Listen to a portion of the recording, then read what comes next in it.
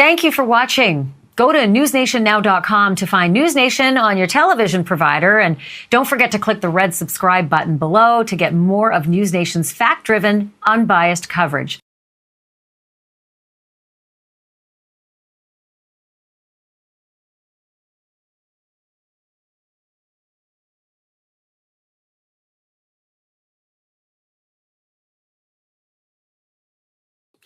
There's a pending case now in court, and I and my office and the investigators have to live with the restrictions that our Supreme Court places on pretrial publicity. That said, I promise you we will share with you through the court process or otherwise whatever we are allowed to. I just appreciate your patience on that. The factual basis for the charges are summarized in what's called a probable cause affidavit that is on file with the court. According to the rules of the Idaho Supreme Court, that is sealed until Mr. Kohlberger is physically back in Latah County and has been served with the Idaho arrest warrant.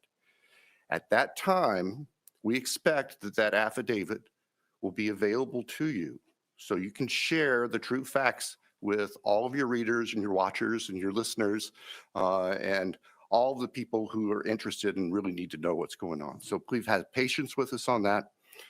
We hope to get that to you as soon as we can.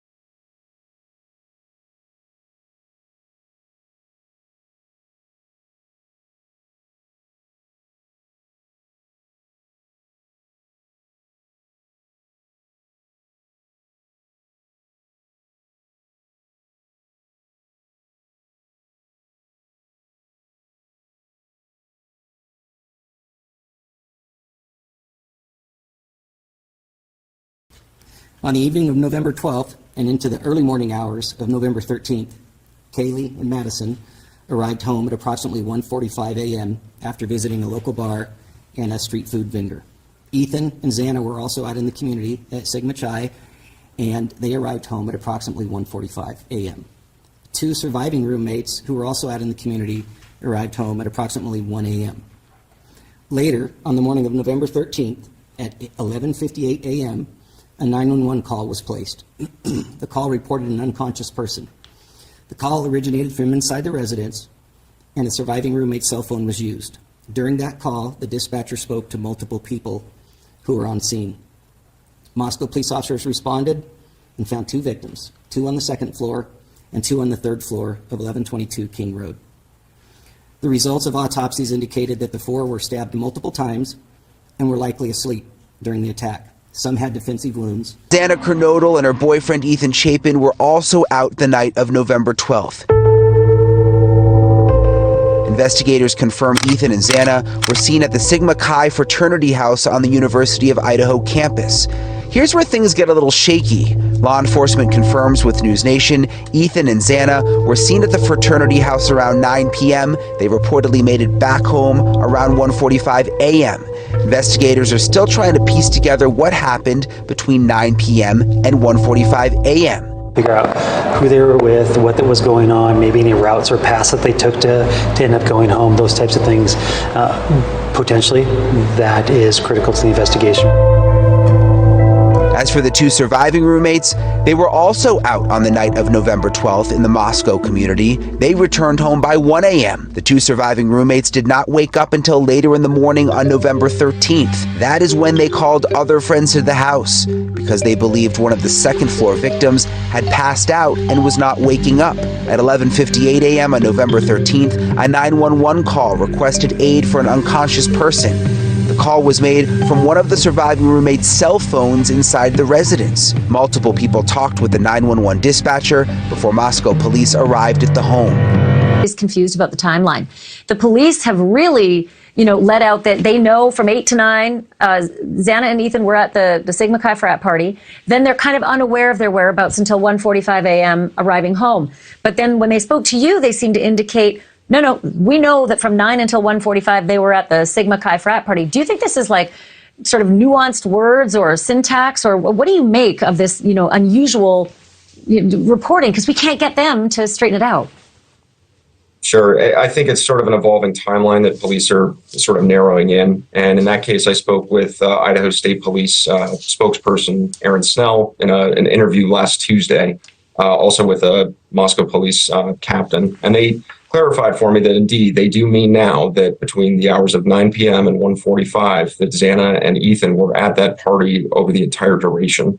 The thing they're still looking for is any information from fraternity members or anybody who else also attended that party. That's sort of what they mean when they're still seeking information about their whereabouts during that timeline. Wow.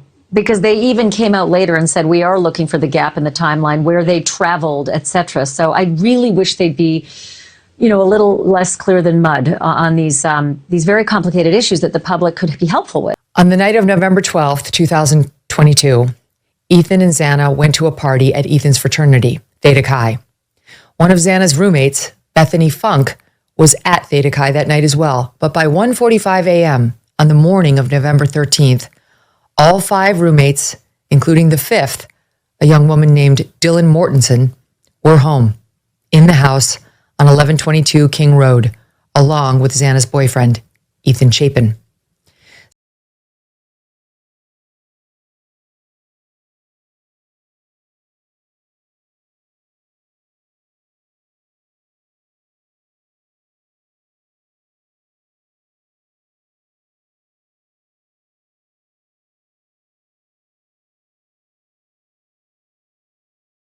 So in 2022, we had 7 days from November 13th to get AT&T timing advance records for anyone's phone. We did do search warrants for other people's phones. We did a tower dump, and we did a search warrant for 3 individuals. Those were all done on November 16th within that 7-day period.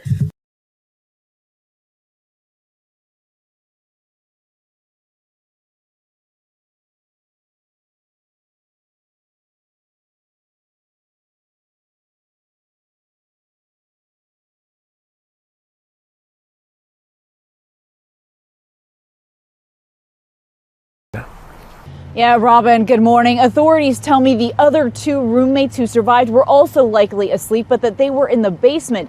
And when they woke up, they thought a roommate had passed out, initially calling friends over, who discovered a much more sinister scene. This morning, police in Moscow, Idaho, revealing for the first time that before a 911 call was made, the 2 surviving roommates of a deadly rampage that killed 4 students summoned friends to the off-campus home, telling authorities they thought someone on the second floor had, quote, passed out and was not waking up. What I do know is that they woke up later in the morning. They recognized that something was amiss as far as they believed that the roommate wouldn't wake up. They called some friends. The friends came over. They called 911, and that's when the officers arrived. Police say multiple people spoke with the 911 dispatcher before an officer arrived. You have victims with multiple stab wounds. How does that translate to my roommate's passed out and won't wake up? So I haven't seen the scene, and I'm not exactly sure what they saw in the morning. But what we believe we know is that when they woke up, they believed that the roommate was still passed out, wasn't responding. And they was called it responding some friends. to what? I'm not sure. Detectives do not believe anyone at the scene was involved in the crime. Here is directly from the affidavit what he learned from his interviews with both Dylan and Bethany, although it appeared Bethany had slept through the commotion on floors above her first floor bedroom.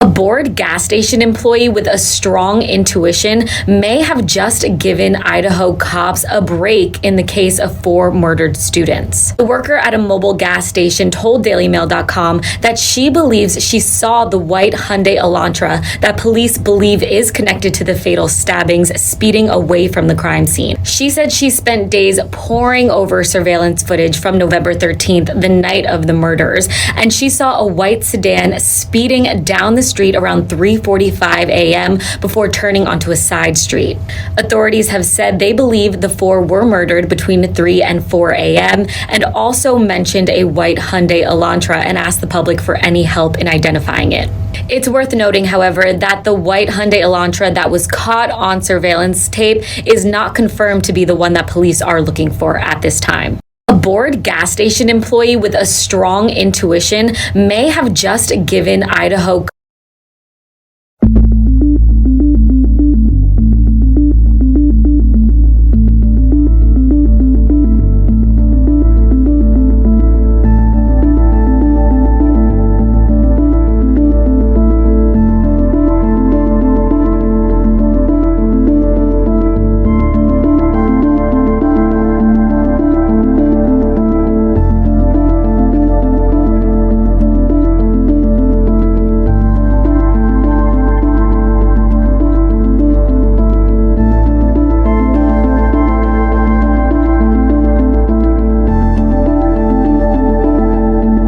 as to why it took so long then for someone to call 911.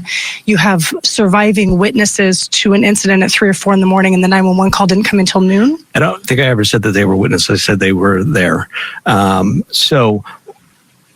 We don't know why that call came in at noon and not in the middle of the night. Would have we loved for that to have happened? Yes, but that's not how it took place. So that's why we're investigating everything still to try to pull all the pieces together. Can you tell me, when you say that they might have been sleeping, were they found in beds? Yes. And so can you tell me if there were multiple stab wounds per victim, or were these sort of, individual lethal stab wounds that may have been less in number but more in lethality? There were multiple stab wounds, yes, on them. So, and were there? Go ahead. And most of them had just like one that was the lethal stab wound.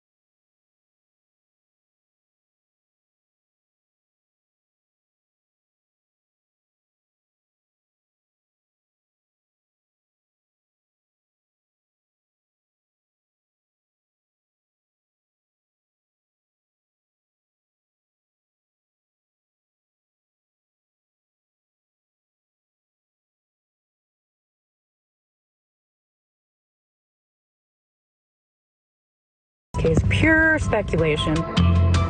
Partly fueled by a lack of information from the police. Everybody has an opinion and they want to come out and say it.